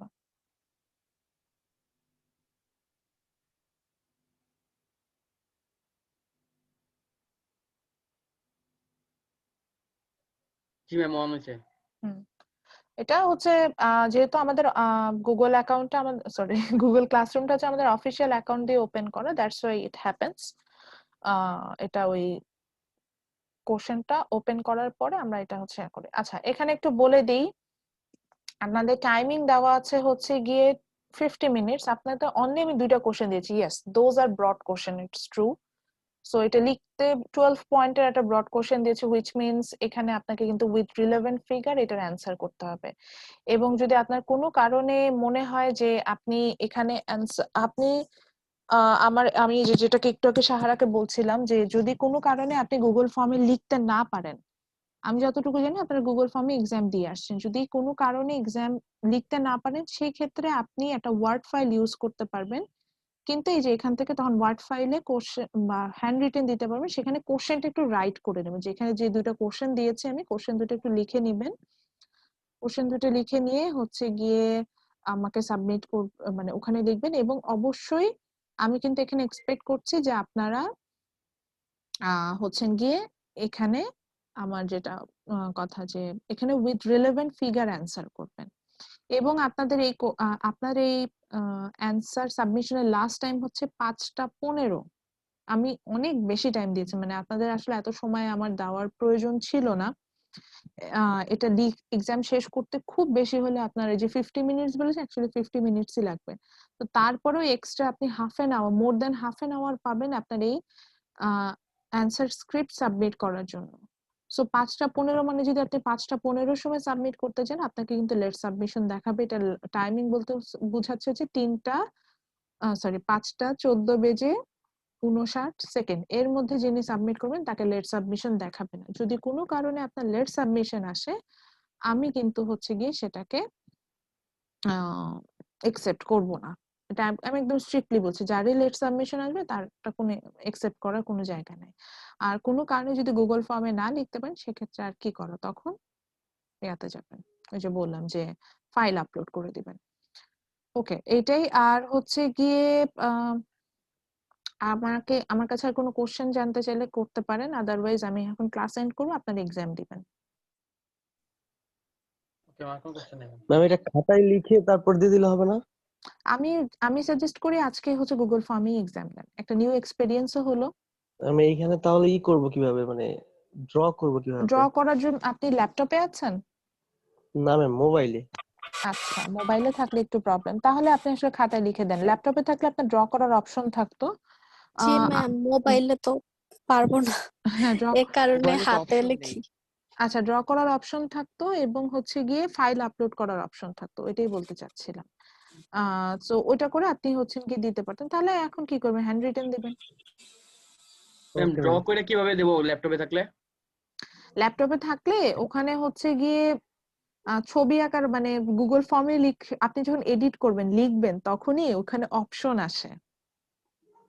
আচ্ছা, আমি তো অ্যাজ এ টিচার এন্ড বলছি, স্টুডেন্ট এন্ড যখন আপনি অ্যান্সার লিখতে যাবেন ওখানে ছবি আঁকার অপশন থাকে। মানে আমি যেমন দেখেন না আপনাদের যে স্লাইড শেয়ার করে ছবি আঁকি, সেরকম অপশন থাকে, জি ম্যাম। আঁকা যায়। তো ওইটা যদি না পারেন তখন আমি ম্যাম এখানে বলছি তো দিচ্ছে নাই।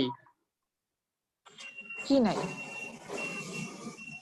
এই লেখার সাথে পাওয়ার পরে কোনো অপশন পাইতেছি না যেটাতে আর কি ছবি অ্যাড করব।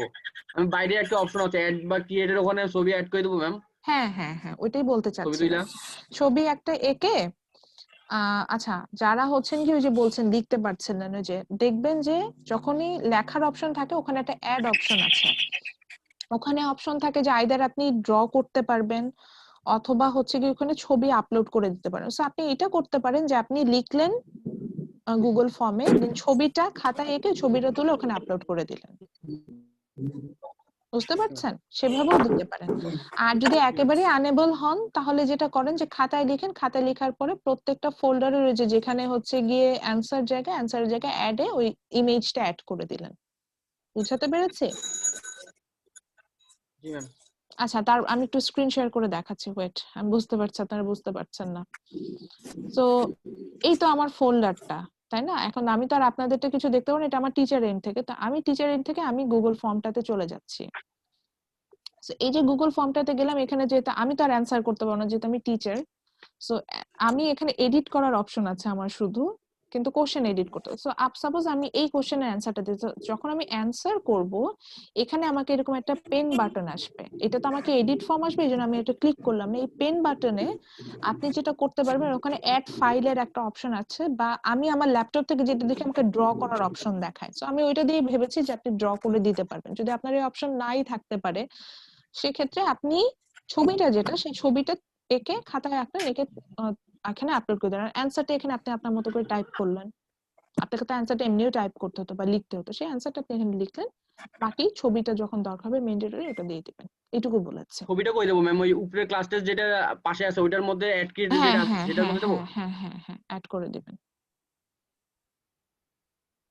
ঠিক আছে, বুঝাতে খাতায় পেরেছে? যদি লিখি ম্যাম তাহলে কি ক্যাম স্ক্যান করে তারপরে দিতে হবে তাই না? বুঝিনি, আবার বলেন, কথাটা ম্যাম কেটে খাতায় যাচ্ছে। লিখে যদি ছবি তুলে যদি দেই তাহলে ক্যাম স্ক্যান করে তারপরে ক্যাম দিতে স্ক্যান হবে? কেন, আপনার যেটা যে আপনি যে কোনো অ্যাপস ইউজ করে দিতে পারেন, জাস্ট আমি রিড করতে পারলে হলো। আমি এখানে কোনো স্পেসিফিক কোনো সফটওয়্যারের কথা বলিনি কখনোই। Okay ma'am. আর যদি একদম এক্সট্রিম কেস, অর্থাৎ কোনোভাবে আপনার গুগল ফর্ম ওপেন হচ্ছে না, একদমই অ্যান্সার করতে পারছে না, তাহলে যেটা হবে যে এই যে আপনাদেরও তো এরকম একটা ফোল্ডার ওপেন হবে, আমি সেটাতেও যাচ্ছি, একটা ফোল্ডার যেখানে আপনাদের আসলে সাবমিট করার অপশন থাকবে। সেখানে হচ্ছে গিয়ে আপনি অ্যান্সারটা সাবমিট করে দিবেন যেভাবে ফাইলটা আমরা আপলোড করি। ম্যাম আমার একটু শেয়ার স্ক্রিন করতে দিলে আমি একটা জিনিস দেখাইতাম ম্যাম। শেয়ার স্ক্রিন আমি আমার স্ক্রিনটা স্টপ করলাম, আপনি করেন, স্ক্রিনটা শেয়ার করেন, দেখান। ম্যাম এইখানে তো আমি লিখলাম, লেখার পরে আমি এই যে ক্লাস টেস্ট 1 আছে এখানে ছবিটা এই অ্যাড কিট দিয়ে আমি আর কি এখানে আপলোড করলে হবে না? এই যে খুব ভালো হয়েছে আপনি এটা শেয়ার করলেন বলে। হ্যাঁ, আপনি এখানে একটু আগে যান, আগে আপনার গুগল ফর্মটাতে যান প্লিজ। গুগল ফর্মটাতে আমি একটু বলে দিই, যারা এইভাবে যাচ্ছেন তারা গুগল ফর্মে এখানে অ্যান্সারটা লিখবেন, মানে এখানে যা যা অ্যান্সার ছিল রিটেন পার্টটা এখানে কমপ্লিট করবেন, তারপরে ফাইল আপলোডের অপশনে যান। এখানে যে ওইটাকে ওটা তো আপলোড হবে, গুগল ফর্মটা আপনি সাবমিট করলে ওটা হয়ে যাবে, এবং অ্যাড এবং ক্রিয়েটে আপনি হচ্ছেন কি আলাদা আরেকটা ছবি তুলে, যেটা ছবিটা ওখানে অ্যাড করতে হবে, সেই ছবিটা ওখানে অ্যাড দিয়ে আপলোড করে দিলেন। তাহলে আপনার অ্যান্সার রিটেন পার্টটা আমি গুগল ফর্মে পেলাম, আর এক্সট্রা যে ইমেজটা আমার যেটা ফিগারের জন্য দরকার সেটা আমি ওখানে দেখে নিলাম। জি ম্যাম। ঠিক আছে। আর যদি এটা নাই করতে পারেন তখন হচ্ছে কি যে অ্যাড আর ক্রিয়েটে যে হচ্ছে গিয়ে আপনার ফাইল একটা যে কোনো যে রিটেন যে ফাইল আপনি যেটা লিখছেন সেটা অ্যাড করে দিবেন, দিয়ে আমাকে সাবমিট করবেন যদি গুগল ফর্ম ইউজ না করতে পারেন। থ্যাংক ইউ মোয়াজ্জেম, ভালো হলো এটা। অনেকে হয়তো এই যে আমি তো আমারটা ওপেন করছিলাম, এটা তো টিচার এন্ড থেকে অনেকে বুঝতে পারছিল না যে কিভাবে আসলে কাজটা করবে, তো এটা অনেকেই হেল্প হলো, বুঝতে পারবে যে কিভাবে আসলে আপলোড করা যেতে পারে। আর গুগল ফর্মে একটা এক্সাম দেন, বিকজ গুগল ফর্মে না দিলে এটার সাথে ইউজ টু হবেন না, কিভাবে এটাতেও কাজ করা যায়। ঠিক আছে তাহলে ম্যাম হ্যাঁ কয়টা বলেন। পর্যন্ত ইয়া জমা দেওয়া যাবে?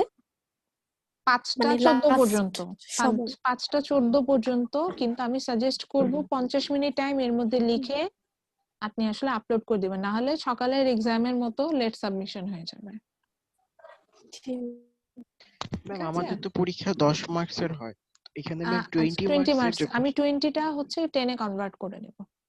আচ্ছা 20টা ম্যাম 10 আমাদের এ ফাইনাল কনভার্ট করে। অ্যাসাইনমেন্টটা কবে ফাইনাল দেবেন? অ্যাসাইনমেন্টটা কালকে দিব। ফাইনাল অ্যাসাইনমেন্ট অলরেডি প্রিপেয়ার, ওটার জন্য যতটুকু পড়ানো দরকার ছিল এই জন্য আজকে ক্লাসে আমি ওটা শেষ করলাম। ক্লাস শেষ করে আমি সাধারণত ফাইনাল অ্যাসাইনমেন্ট দিই, এটা কালকে দিব। কালকে দিয়ে যদি ইউনিভার্সিটি থেকে কোনো টাইম ফ্রেম দিয়ে দেয় যে 10 দিন, তাহলে আমি 10 দিন অ্যাসাইনমেন্টের জন্য টাইম দেবো। যদি বলে 7 দিন তাহলে 7 দিন দেবো, আর যদি কোনো টাইম ফ্রেম না দেয় তাহলে আমি 7 দিন টাইম দিব ফাইনাল অ্যাসাইনমেন্ট সাবমিশনের জন্য। আর আপনাদের 65, অন্যান্যগুলোতে ম্যাম, হ্যাঁ বলেন। অন্যান্যগুলোতে কমসে কম 8 দিন আর বা কোনোটাতে 9 দিন দিছে ম্যাম।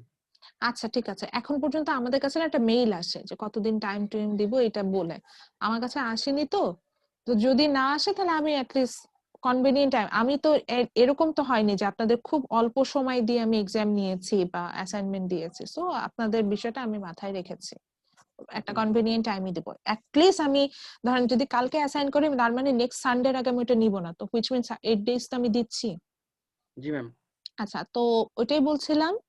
আর যদি তারপরেও কোনো প্রশ্ন থাকে আমাকে মেসেঞ্জার গ্রুপে অবশ্যই করবেন রিগার্ডিং ফাইনাল এক্সাম। আর আপনাদের 65 মার্কস অবশ্যই আমি পরীক্ষার আগে আপনাদের গুগল ক্লাসরুমে শেয়ার করে দেব।